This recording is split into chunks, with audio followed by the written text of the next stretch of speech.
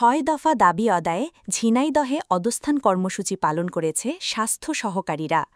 মঙ্গলবার সকালে সিভিল সার্জনের কার্যালয়ের সামনে ঝিনাইদহ হেলথ অ্যাসিস্ট্যান্ট অ্যাসোসিয়েশন এই অবস্থান কর্মসূচির আয়োজন করে।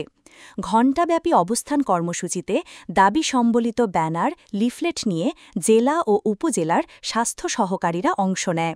সে সময় হেলথ অ্যাসিস্ট্যান্ট অ্যাসোসিয়েশন জেলা শাখার প্রধান সমন্বয়ক আমিনুল ইসলাম, সমন্বয়ক ফারুক হোসেন, অলিউর রহমান, সোহেল রানাসহ অন্যান্যরা বক্তব্য রাখেন। সে সময় বক্তারা বলেন, শিক্ষাগত যোগ্যতা স্নাতক পর্যায়ে উন্নীত করে ইন সার্ভিস ডিপ্লোমা প্রশিক্ষণের মাধ্যমে টেকনিক্যাল পদমর্যাদা প্রদান ও ১১তম গ্রেডে বেতন স্কেল উন্নীত করাসহ ৬ দফা দাবি বাস্তবায়ন করতে হবে।